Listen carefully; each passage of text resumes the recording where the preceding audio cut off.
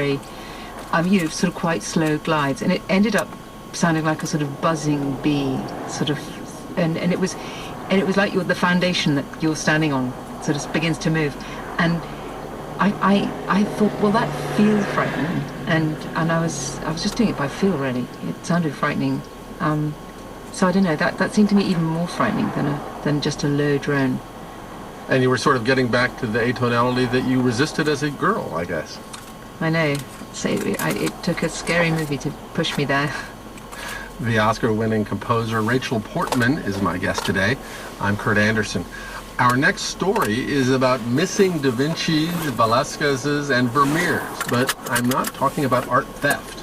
It starts with Sophie Matisse, a New York artist who's been reproducing masterpieces by all sorts of great painters, reproductions in which she leaves out certain key elements. Studio 360's David Krasnow has found himself transfixed. It's kind of a weird little picture. You're looking out from a balcony with a heavy stone balustrade close to you. Far below you is the landscape. It looks swampy and unwelcoming. There are steep, craggy hills in the middle, and to the right there's a mesa covered with brush and trees. The sky over the whole thing is yellowish, and there's a twisty road stretching off into the distance. It reminds me of the covers of fantasy paperbacks, like the Lord of the Rings editions from the 60s. But there's something else naggingly familiar about it. Oh yeah, it's the most famous picture in Western art. I did the Mona Lisa in '97, and I had seen a book of her, of the painting rather, and the way that everybody has done that painting, has manipulated the image. And just at the end of the book, I just felt exhausted. I thought, my God, what more could we do with the Mona Lisa except take her out? Just as if she had stepped out of the frame for, 5 minutes or so. And that was the title of the painting, Be Back in 5 Minutes. Back in 5 Minutes was the first of what Sophie Matisse calls missing people paintings. She's done more than 20 by now. I liked Vermeer, so I did a couple of Vermeers. I did Ang, Velasquez, and it goes on. The Velasquez she did is called Las Meninas. Her version takes out a princess and her whole retinue, servants, dwarves, a portrait painter, leaving just an empty hall. But here, I think, it's still a convincing painting. That's Arthur Danto. He's the art critic for The Nation. It would be odd to imagine Velasquez painting it, an empty room like this, but it's got a feeling of desolation. That's a fairly haunting piece. Sophie's paintings aren't all melancholy, though. She did Edward Hopper's Nighthawks, and without those people sitting glumly around the counter, the bright little diner actually looks more cheerful. And there's a Roy Lichtenstein comic book picture. There's nobody in it to throw the punch, so you've just got the word "pal" floating on a yellow canvas. It was started all out as a joke initially. There was no deep thinking about what I was doing. I just needed to get to work, and I was very intimidated because of wanting to paint, yet having the name that I do. It's not always a comfortable position to be in, because there's always a comparison thing going on. In case you were wondering, Sophie is the great-granddaughter of the other Matisse. Copying paintings or making replicas of paintings, coming from the Matisse family, was entirely the wrong thing to do. Nobody from the Matisse family makes, copies of anything. It's about originality. So in some ways it was a very freeing thing, because after that it just seemed like a door was open. So to avoid being compared to her famous relative, she invites comparison to other people. It's like name the artist, but you don't always get Matisse. You usually get a whole bunch of other people first. It's amazing that Sophie can imitate the styles of so many artists so well. And she's willing to take the risk that someone might see her pictures as gimmicky, or as a defacement of great works of art. But Arthur Danto sees a lot more going on. She's one of the few people who can play that kind of game. What would it be like if that weren't there? What would happen? If I were a teacher, an art teacher, I guess I might think, well, why is that there? Suppose you took that away. Where I ask the artist to justify it, or the student to justify it. Well, here she's got the great masters to justify why it's there. Even Danto's a little puzzled by Sophie, though. We learn a lot about art, a lot about the art of painting. from Sophie Matisse, but I think that. But what her intention was, I can't really say. I don't really think a lot about it beforehand. I mean, they all seem to be able to float in some ways, you know, without even that major figure in the middle. So I was always surprised at how the background was able to still stand strongly, and the composition still stands strongly, even after taking out the main subject of the painting. I asked Danto if he thought any of Sophie's paintings were better than their originals. Better than the originals? No. I don't think so. No. They're all fascinating. I mean, look at the Matisse over here, the conversation. Looks like they've gone to bed. That kind of way. They've gone, and that's the room afterward. All the tension has been drained out of that room, I guess. In Henri's version of the conversation, there's a woman in black sitting in a chair, and a man in striped pajamas standing across from her. There's a little window with a tree between them. Sophie's version is all gorgeous, deep blue wall. It's almost an abstract color field painting, except for the window. And I've realized that I like Sophie's better. The other one makes me uneasy. Well, they're very uncomfortable. I mean, you're not the only one. Just ask anybody in my family how they feel about the... Yeah, it was a very tough conversation, I think. But first of all, look at how she is in her chair, and she's really stiff, and she's got a back that's as straight as a board. It just doesn't look like an easy conversation, so to speak. So maybe I just can't deal with portraiture. Or maybe there's another reason why I like Sophie Matisse's painting so much. She and I both live in a very noisy, crowded place with people in our faces from dawn to dusk. Taking out all those people and you're left with a room, it becomes a space that you just sense. It has light coming into it, and it has texture on the floor. But it's that emptiness, and I mean, is the room empty if nobody's in there?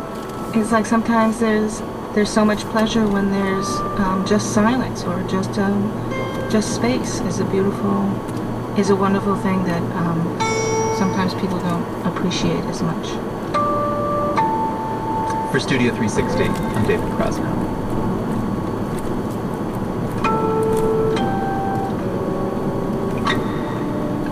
Owen Agnew co-produced our story, and you can see images of Sophie Matisse's work at our website, studio360.org. I'm Kurt Anderson. The film composer Rachel Portman is my guest today, and we're talking about various kinds and forms and flavors of background. Rachel, have you seen some of those pictures? I've seen reproductions of them.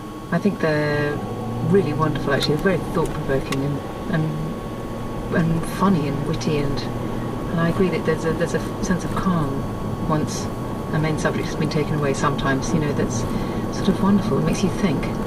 It does make one think, and it makes me think also of the great trend these days of symphony orchestras playing the soundtracks, the scores from popular movies, and people in record stores are really into film soundtracks these days. Does that surprise you that people buy CDs of your scores, of soundtracks, and play them at home?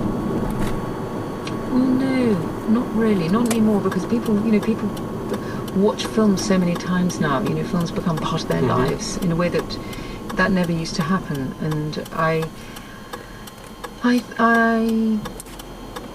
also think that, you know, film music can satisfy a need for people who want to listen to classical music sometimes. You know, or symphonic music, when symphonic music that's being written by classical composers now can be so difficult to listen to. There's new music coming out that is very accessible, and I think that's a part of why people listen to it too. Well, and it's interesting at the popular music level too, that ambient music and electronica and all that, I think, again, softens up the ground and blurs the dividing line between, well, what is foreground music, what is background music, and those distinctions become less obvious or important, I guess. Yeah, I think you're right. I do think that young people do have a sort of a background music to their life in a way that I don't know whether I did when I was growing up. I mean, there were songs that you remembered from, you know, the summer when you were 17 and what you did, and you associate them with that time, but it seems to me that people just sort of accompany their lives. You see them walking down the street and they've got music going sort of straight into their ears, in a way that I would find personally incredibly difficult, because I like silence and I like real sounds, and not to have, you know, something accompanying my life.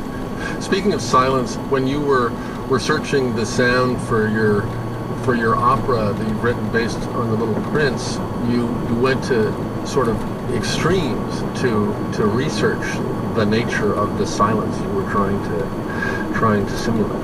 That's right. I went on a trip on a camel with a friend on another camel, and one guide with another camel which was carrying all our water. The three of us went into the desert in Morocco for about 5 days, and because I wanted to hear what the deserts sounded like. I needed to hear what that emptiness and that what the wind would sound like, what all that space would sound like, so that I could write it, because I needed to write it in The Little Prince, because that's where so much of it takes place, in the desert. Without having been there, it was a really wonderful experience, and in it was a floating kind of calm, unlike any other that I experienced, and it was made all the more wonderful by having to travel there on a very, very uncomfortable camel, feeling far too hot. And did you write music and the score differently than you would have had you not gone to the desert for 5 days? Oh, most definitely. I mean, there are bits that I can hear in the score of The Little Prince. There are bits that I wrote where I'm thinking of that desert and what it was like. And for me, I'm writing what I heard. Rachel, thank you very much for joining me today in Studio 360. Thank you very much. You can hear Rachel Portman's latest film score in Roman Polanski's new version of Oliver Twist, which is now out on DVD.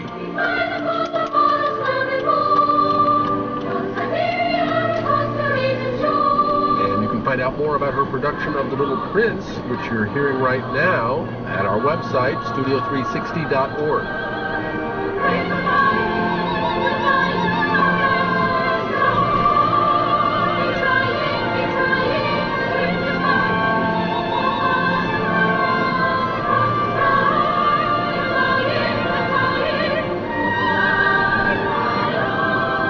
Coming up, Neil Young finds new life in his old songs. Where I really get emotionally involved in where I am now compared to where I was when I wrote the song is when I'm playing the harmonica.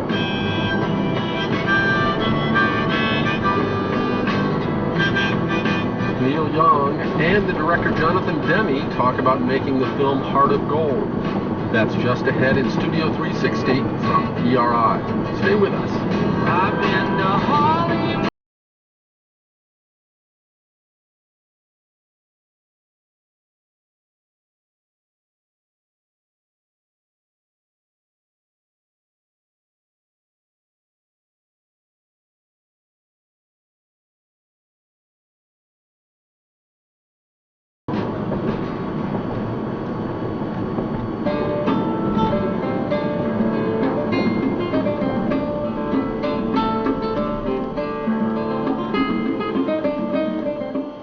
KJZZ is supported by National Society of Professional Engineers, celebrating Engineers Week featuring national, regional, and local programs, February 19th through the 25th in Phoenix. More information at eweek-phx.org. You're listening to 91.5 FM KJZZ. Don't miss All Things Considered with the latest news of the day, coming up at 4 o'clock on your NPR news station, KJazz.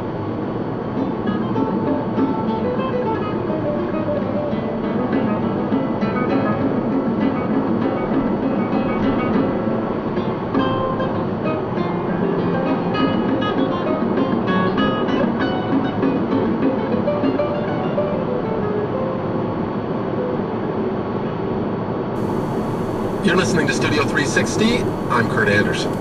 Neil Young has crossed paths with the filmmaker Jonathan Demme several times. Neil Young performed the title track of Demi's movie Philadelphia, which starred Tom Hanks. Demi, in turn, filmed Neil Young when he recorded 4 songs for the album Sleeps with Angels.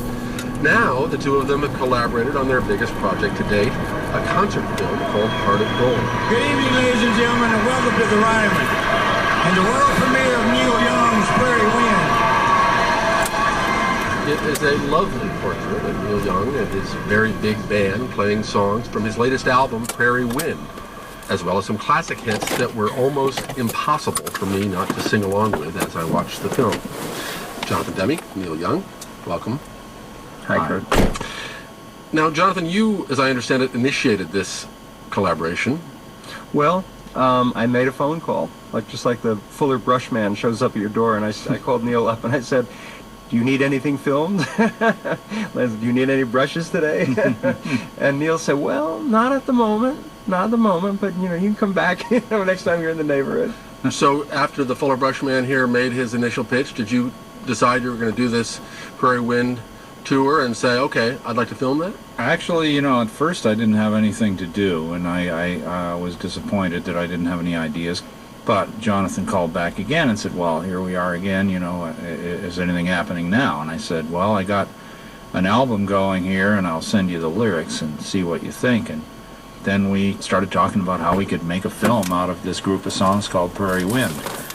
But the more we talked about it, the more we came around to the Ryman Auditorium being the place where we would perform the songs, because it was the home of American music and one of the great homes of country music in America. The Grand Ole Opry was... Yeah, the Grand Ole Opry was there, and a lot of the original great singer-songwriters played there. And so we got a really good full moon and went in there. And so that full moon that we see over the auditorium was not a post-production CG moon? Certainly not. No, that's a real moon. It's a real moon from the, it's a full moon, and it was a full moon that night. People just naturally want to call it a documentary, but it really isn't a documentary.